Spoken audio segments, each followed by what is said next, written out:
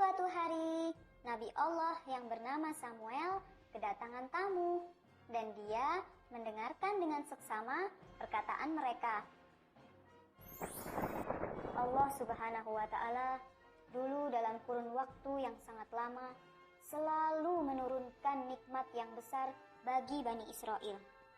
Tapi mereka tidak pernah bersyukur, bahkan selalu melawan perintah Nabi Allah. Dengan jatuhnya mereka pada kesombongan, mereka akhirnya dikalahkan oleh musuh-musuh mereka. Dan kitab-kitab perjanjian mereka dalam masa Nabi Musa yang mana menjadi penenang hati mereka juga jatuh ke tangan musuh.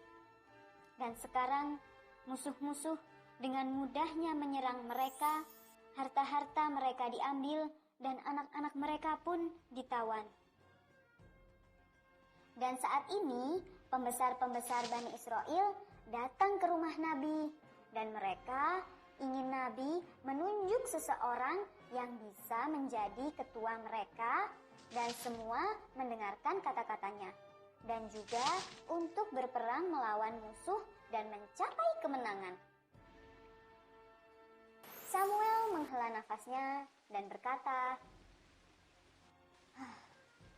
"Tapi aku takut ketika aku memilih seorang pemimpin untuk kalian malah meninggalkannya saat perang dan tidak mendengarkan perintahnya, sama seperti dulu ketika kalian tidak mendengarkan perintah Musa dan nabi-nabi setelahnya." Tiba-tiba mereka serempak berteriak, "Tidak, kami tidak akan melakukan itu." Samuel ketika melihat orang-orang tersebut memaksanya, dia mengangkat kedua tangannya dan berdoa. Allah menurunkan wahyu kepadanya.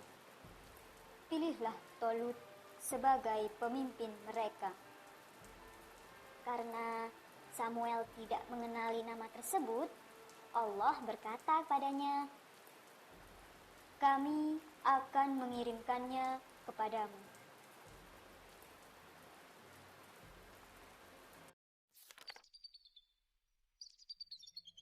Tolut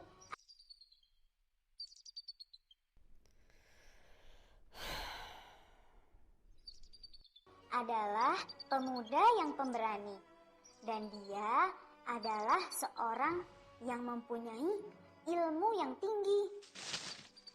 Dia bersama ayahnya tinggal di tepi sungai, dan dia tidak mengenali siapapun di kota.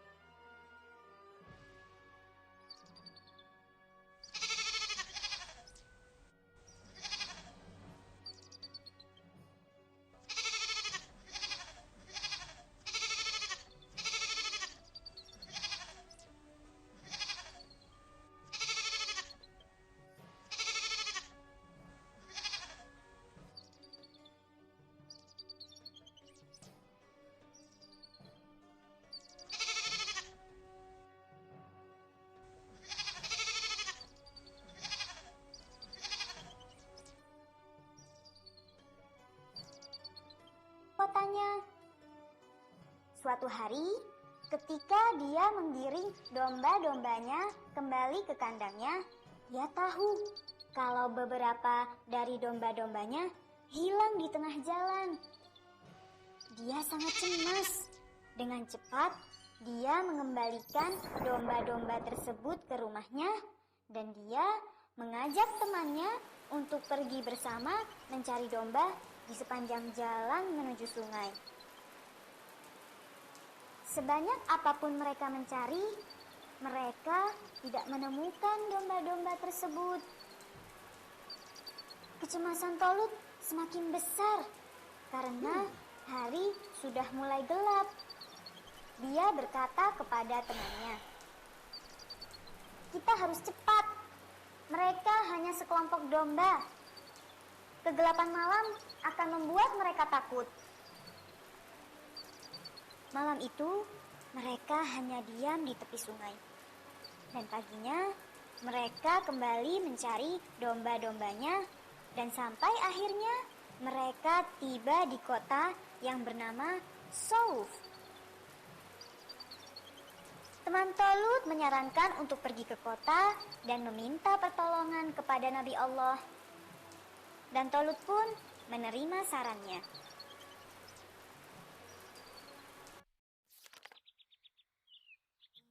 Mereka baru saja sampai ke dalam kota tersebut dan bertemu dengan Samuel.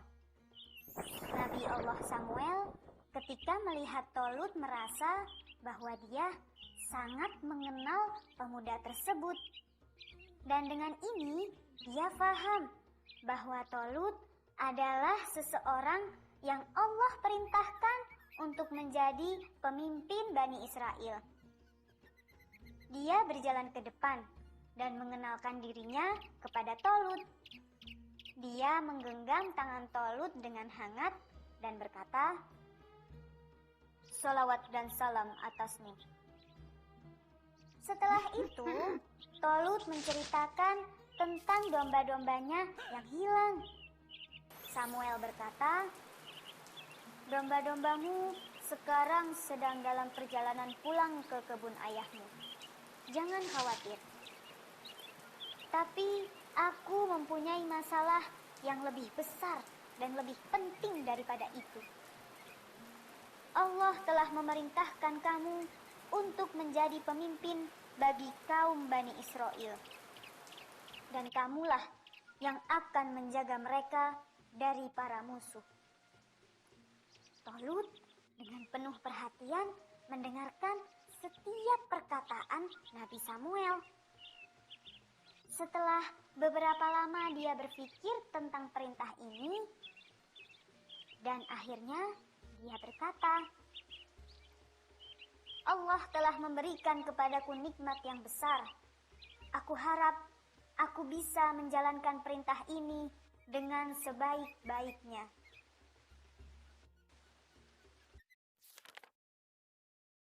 Seluruh warga penjuru kota setempat berkumpul di lapangan.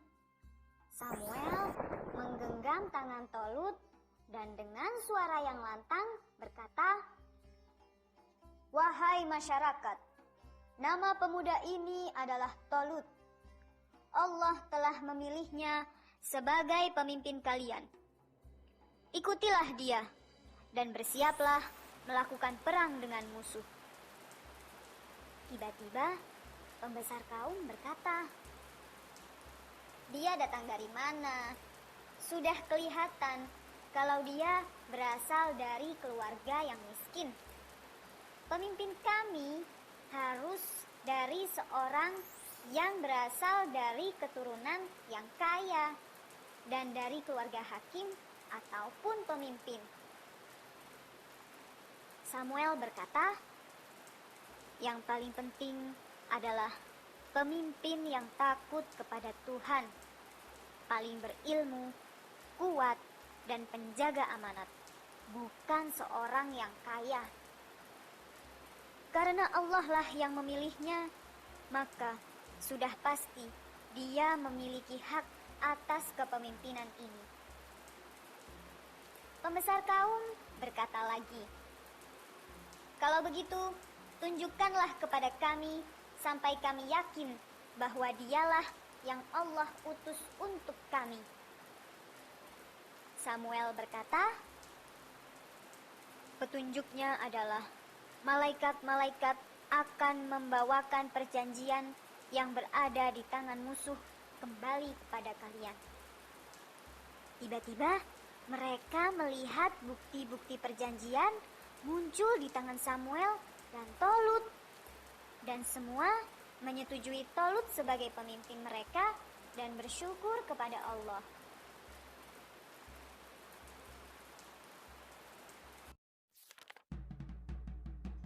Tolut membangun tempat berlatih di luar kota dan melatih tentara-tentaranya untuk siap melakukan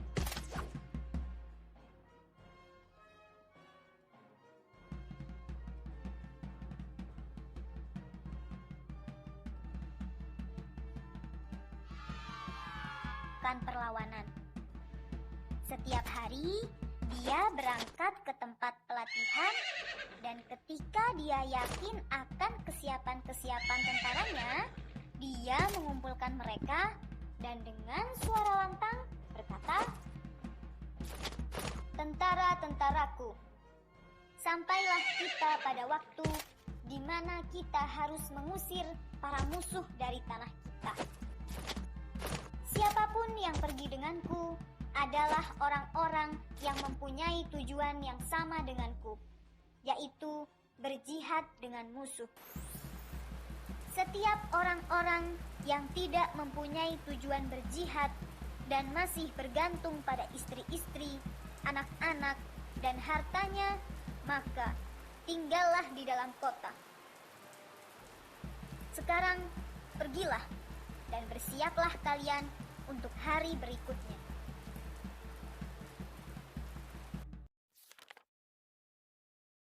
Pada suatu hari, Allah menurunkan wahyu kepada Samuel. Orang yang menghancurkan musuh Bani Israel adalah salah satu dari keturunan Yakub dan anak dari Isha. Dan baju perang Musa ukurannya sama sepertinya. Samuel memberikan pesan kepada Isha untuk datang kepadanya bersama dengan anak laki-lakinya. Tolut memakaikan pakaian perang Musa kepada setiap anak Isha, tapi tidak ada yang cocok dengan baju perang tersebut.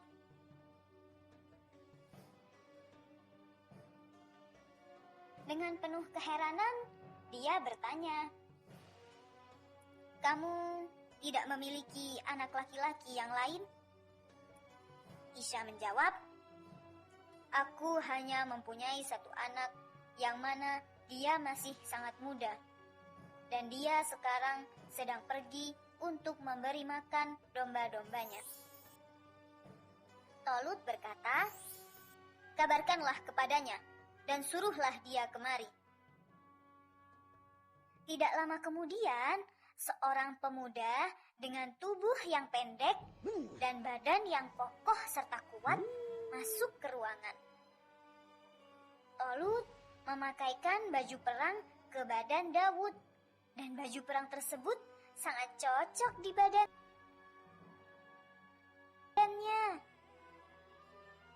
Tolut dengan wajah tenang melihat ke wajah Daud dan berkata, "Aku yakin Tuhan tahu akan kekuatannya, sehingga dialah yang terpilih sebagai seorang yang mengantarkan Bani Israel menuju kemenangan." Hari keberangkatan telah. Dengan perintah Tolut, tentara Bani Israel yang terdiri dari ratusan orang mulai bergerak. Setelah beberapa lama, mereka sampai di padang pasir yang sangat kering dan tidak ada air sama sekali. Serta air yang mereka bawa sudah habis di sepanjang perjalanan mereka. Tolut menghentikan mereka dan berkata, "Tidak akan lama lagi kita akan sampai di sungai. Barang siapa yang meminum seteguk air, maka dia akan ikut denganku. Tapi bagi siapapun yang minum banyak air dan memenuhi perutnya dengan air, maka dia akan keluar dari barisan ini." Mereka berkata, "Kami berjanji, kami tidak akan minum lebih dari seteguk air, dan kami akan tetap bersamamu." Kemudian mereka sampai di sungai. Para tentara yang berjanji pada Tolut untuk minum tidak lebih dari seteguk air, dengan melihat air sungai yang mengalir dengan derasnya, mereka mulai goyah dan berkata, "Apakah pemimpin kita tidak melihat bibir kita yang telah kering karena kehausan? Dan dia hanya memerintahkan kita untuk minum air seteguk saja." Salah satu dari tentara tersebut berkata, Pemimpin juga sama seperti kita. Dia pasti kehausan juga. Mungkin dia ingin melihat siapa yang mengikuti perintahnya dan siapa yang tidak mengikutinya. Kebanyakan dari mereka tidak peduli dengan perkataan ini, dan akhirnya mereka berlari ke sungai dan meminum air dengan sangat banyak. Dan sebagian dari mereka hanya minum seteguk air dan berdiri jauh dari sungai. Tolut beserta beberapa orang yang tersisa melanjutkan perjalanannya. Dan sebagian lainnya yang tidak mengikuti perintah Tolut kembali ke kota dengan wajah yang tertunduk. Tentara Tolut melanjutkan perjalanan mereka, dan sampailah mereka di hadapan tentara musuh yang berjumlah besar dan sangat kuat. Sebagian besar dari tentara Tolut dengan melihat banyaknya tentara musuh berkata, "Dengan jumlah kami yang sedikit, aku yakin kita pasti akan kalah."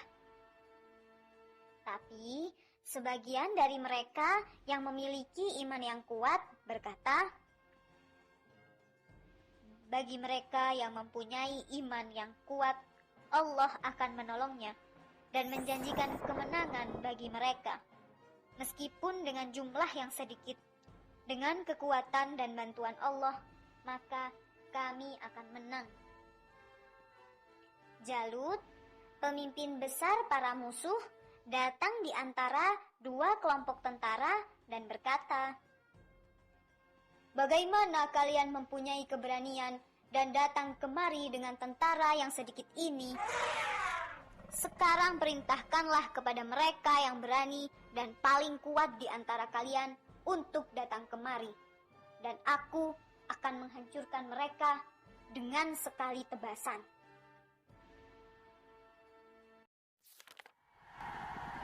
Daud datang ke depan dan meminta izin kepada Tolut untuk pergi ke tengah lapangan.